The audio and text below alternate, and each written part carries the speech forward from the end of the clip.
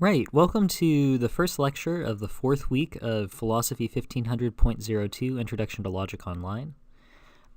This week we're going to be talking about symbolizing statements, right? And later we're going to use this, not later this week, but later in the course. Later we're going to use this to test arguments for validity and invalidity, right? So one thing that we've experienced so far, right, we've looked at valid arguments and invalid arguments, right? And we had this test, which was something like imagine. Can you imagine the premises true and the conclusion false at the same time? This is messy, right? It turns out some of us are bad at imagining things, right? Maybe our imaginations are bad, right? And then we moved on to this counter model method, right? And a drawback of this is that it's only able to tell us whether or not an argument's invalid, right? And even then, right, if we can't come up with a counter model, that doesn't mean that the argument's invalid, right? So what we'll eventually move to is a method that we can use to tell whether an argument is valid or invalid. And as long as we follow the rules, right, it'll always give us the right answer, right? So it's a much better method than what we've been using, but we have to do all this stuff to get ready for it, right? So this week, we're going to be doing one of the final things that we'll do before we get to that method. But before we do that, we need to focus on symbols and symbolizing statements and arguments. Right, so in the course this week, right, there are going to be all these symbols introduced, and we're going to learn some things about them, right? In this week, what we're going to focus on is what these symbols mean, right, and when we should use them. So I'm going to go through the symbols a couple times during this lecture, but for now, familiarize yourself with the symbols and sort of what they mean, right? So the first one is this squiggly line. Sometimes this is called a tilde or a not symbol. It corresponds to not, or it's not the case that, right? So when we're symbolizing a statement, right, if it contains it's not the case that normally in the beginning, right, we would replace that when we symbolize it with that squiggly line, the tilde or the not sign. Second, we have this dot, right, which stands for and or but, right? So if we have a sentence or a statement rather like Paul is a beetle and Ringo is a beetle, right, we would use that dot where and is. Next, we have this wedge, right, or sort of a V-shaped thing, right, and this stands for either or unless. Next, we have this... I don't know, what does it look like? Well, anyway, it's called the horseshoe. I guess it looks like a horseshoe, sort of. Anyway, it stands for if then, or provided that, or if, right? We'll see how that works. And finally, we have this thing that's called the triple bar, or the biconditional, right? This corresponds to if and only if, right? We've encountered that a lot. Is equivalent to, or is necessary and sufficient for. And as we'll find out, all of these correspond to more, right, than just these. But this is sort of a short introduction to what they stand for. All right. So we're going to talk about symbols and translation, right, in this lecture, right? And we want to draw this distinction between, on the one hand, simple statements, and on the other, compound statements. So the quick way into it is that compound statements, as the name suggests, are made up of other statements, right, and ultimately made up of simple statements, right? So simple statements are like simple sentences, right? So here's an example. James Joyce wrote Ulysses. Basically, simple statements are ones that don't contain words like and or not, or if then, or if and only if, or either or, right? So compare this to compound statements, right? So we're told that they contain at least one simple statement, right? So here's an example. It's not the case that Al-Qaeda is a humanitarian organization, right? We translate that to, it's not the case that A, right? So which symbol would we use? Well, we're going to use a little squiggly thing, the tilde, right? So we would put a little squiggly thing in front of A, right? Where A stands for the simple statement, Al-Qaeda is a humanitarian organization.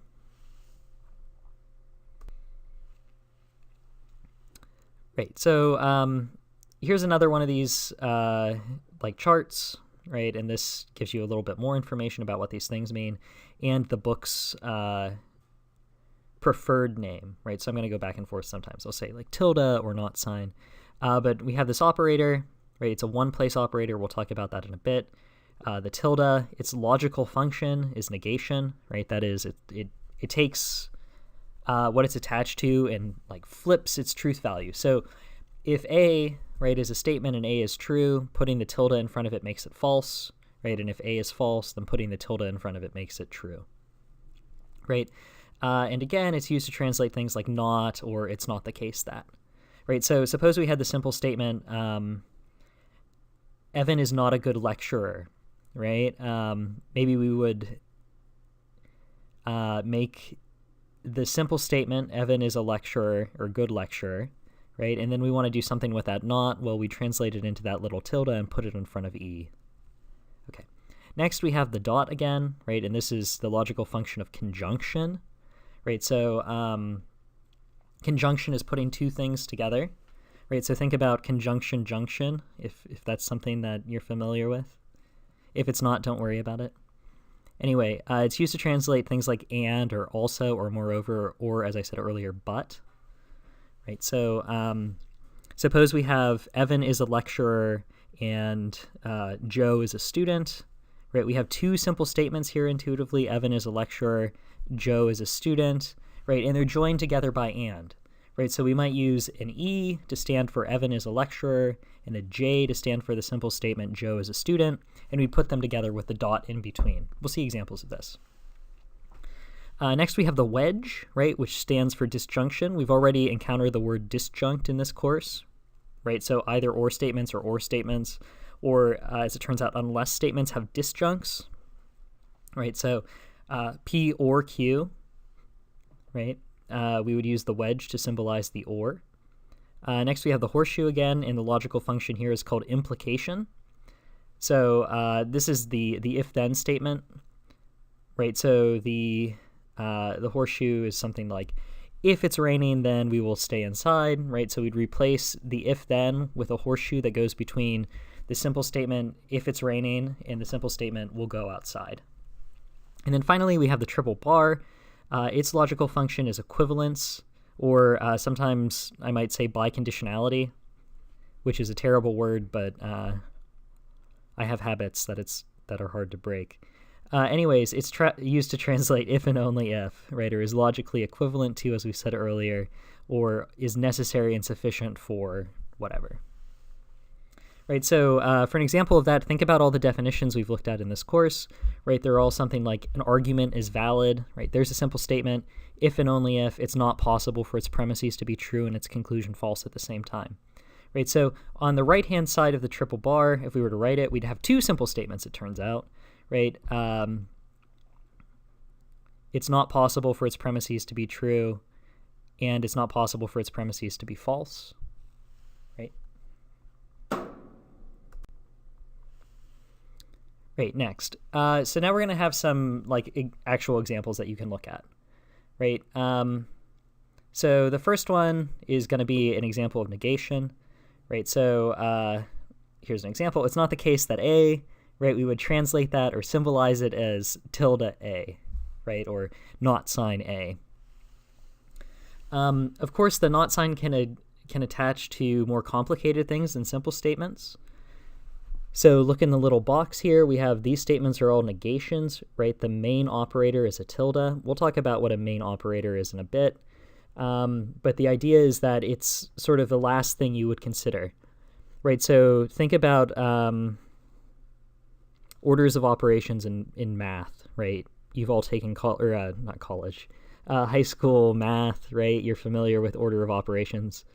Actually, I guess if you took elementary math, you're probably familiar with order of operations. But anyway, the main operator corresponds to the sort of last plus sign or whatever that you would deal with. Right, so in the first one, not B or tilde B, tilde is the main operator. In the next one, we would read that it's not the case that if G, then H, right? So there are two operators there, the horseshoe and the tilde. Note that the tilde sort of has wider scope.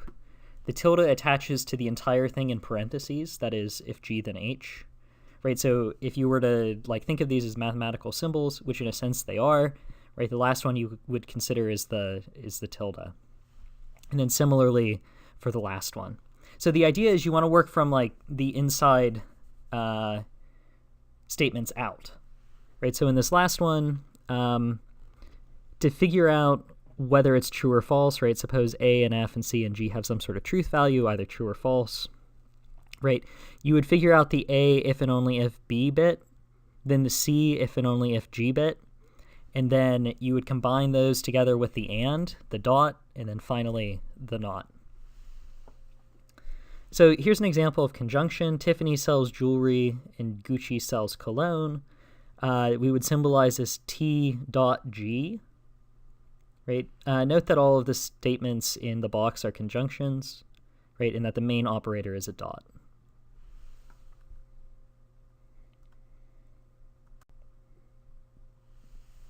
All right, next we have examples of disjunction, right? So Aspen sells snowboards or Telluride does, right? So A or T, A wedge T, right? So the next one, we'll look in the little box, right? These statements are all disjunctions. The main operator is a wedge. I'm going to read through these just so you get like an idea of how to read these. So it's not the case that C or it's not the case that D. Either F and H or it's not the case that K and it's not the case that L.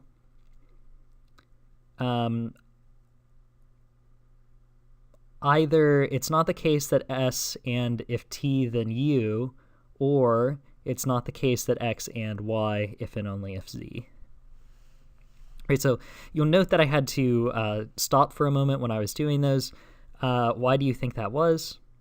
Well, it's what I'm trying to do is figure out where the main operator is, right? Which things are put together. So think about the second one because it's a little bit simpler. I started by saying either it's the case that F and H, or it's not the case that K and not L, or it's not the case that K and it's not the case that L. What I was doing there, right, again, was finding the main operator, so I knew how to start.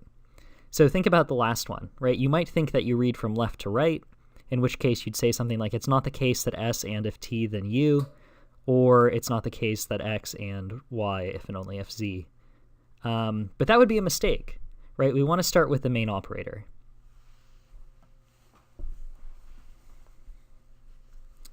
So next we have examples of conditionals or implication, right? These are the if-then statements. So if Purdue raises tuition, then so does Notre Dame. That is P, horseshoe, N. Right, so the thing to note here is that the part that comes after the if in the if-then, again, the antecedent, comes on the left side of the horseshoe. Right, and the consequent, the stuff that comes after the then, goes on the right.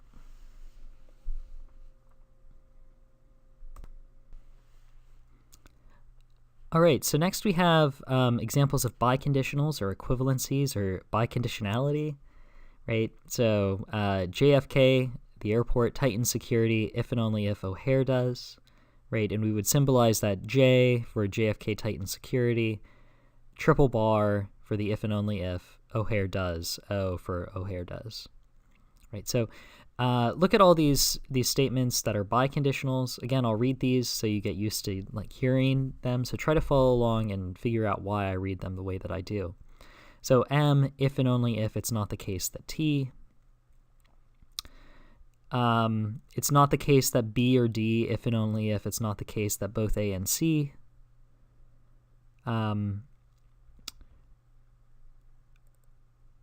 K or if F then I, if and only if it's not the case that L and G or H. Right, so note when you don't use a biconditional. A if B, not the same as A if and only if B. Right, so you would symbolize A if B as B horseshoe A.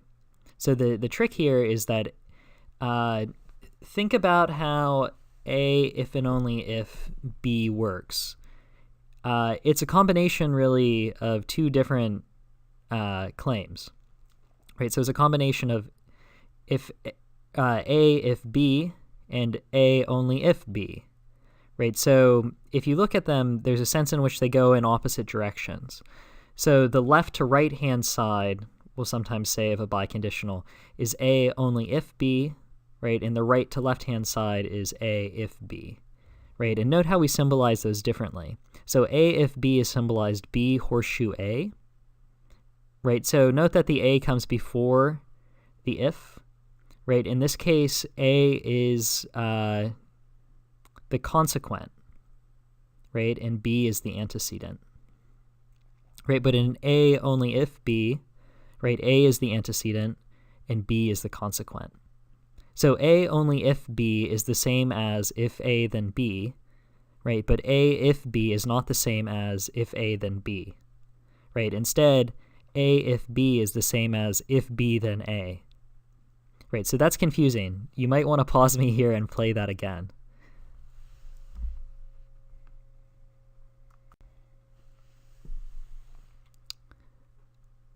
Right, so next we have sort of another way that things might get confusing, right? So notice the function of either and both.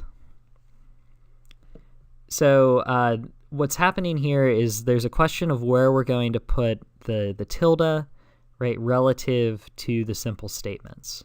So compare not either A or B with either not A or not B, right?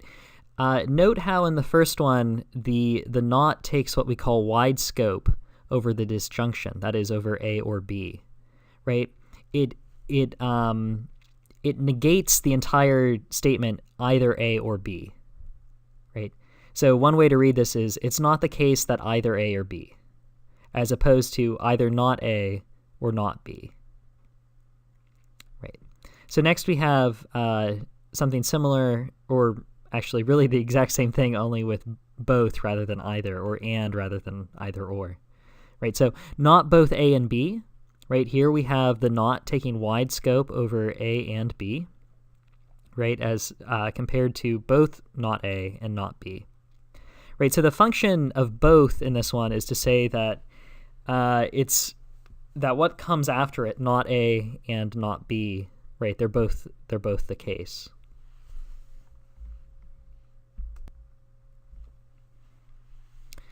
Right, so sometimes in the course I'm going to talk about WOFs, right? And these are well-formed formula, just abbreviated WFF, right? So it's what we're going to call a syntactically correct arrangement of symbols, right? So there are certain ways that you can combine these symbols, the tilde, the and, that is the dot, the wedge or the or, right? The horseshoe or implication, or the triple bar, or the biconditional, right? In certain ways you can't combine them, right? So for not woofs, right, you can't just shove two letters together, A, B, right, when these stand for statements, right? You can't shove a letter next to a parentheses, right, when it comes after it. So A left parentheses, B horseshoe C close parentheses, not well formed, right? Next, parentheses A horseshoe B. I'm not really concerned about this one so much. One way of doing it is just don't use parentheses when you don't have more than two letters, right? And similarly with B or C. Right, so the trick to remember, right, or the thing that's important is that you're never going to have two statement letters directly next to one another, right? There always has to be an operator between them. Right, so compare those to these woofs, A horseshoe B, that's good, right? A or not B, right? So you can have two symbols next to one another just so long, right, as one of them is a not or a tilde, right, which is the same thing, right? So you couldn't have A horseshoe dot B, right? That would be nonsense. But A or not B is fine.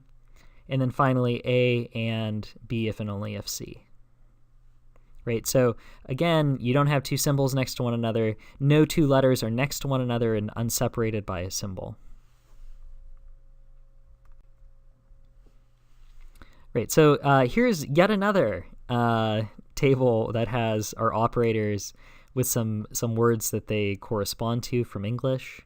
right? So we have our tilde. It corresponds to the ordinary language words and phrases not. It's not the case that. It's false that, right? Or it's not true that, right? We have our dot and, both and, but, yet, nevertheless, still. We have our wedge, or, either or, unless. We have our horseshoe, if then, only if, provided that. And finally our triple bar. It doesn't show up very well, but if and only if.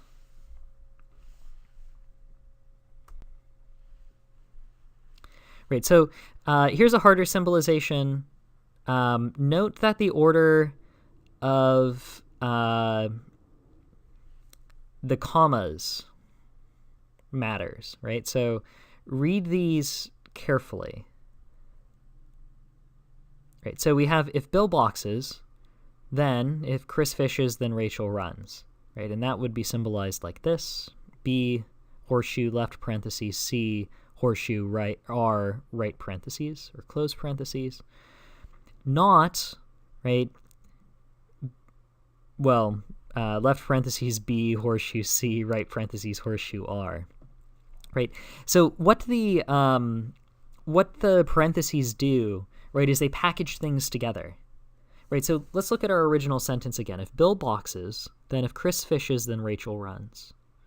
Right, so the idea, right, is that our main operator is a horseshoe, right? And we use these parentheses to distinguish between different readings. Right, so look at the sentence, note where the commas are. We have if Bill boxes, then, and then we have some stuff. Right, all of that stuff is the consequent of if Bill boxes, then. Do you see that?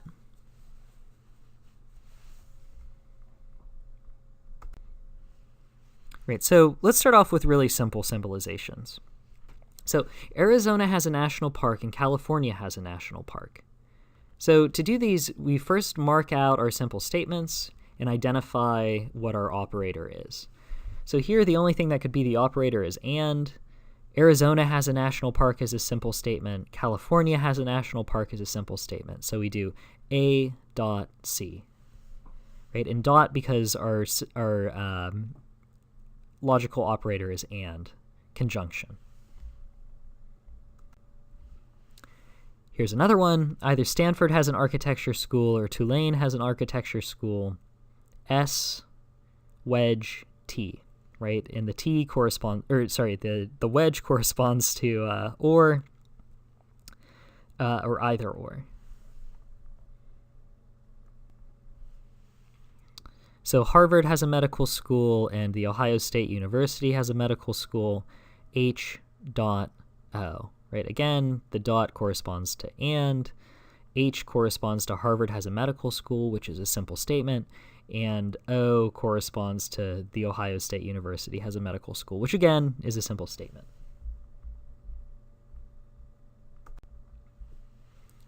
Right, so if we go outside, then we will wear our jackets. If then, so we're going to use the horseshoe, right, for the conditional. So O, horseshoe, J. One thing to keep in mind, suppose instead this had been we go outside only if we will wear our jackets. Right? How would you symbolize that? So think about it. And also think about this one. Suppose it said we go outside if we wear our jackets. How would you symbolize that? You should go back a few slides and check. Right? So exercise for the listener.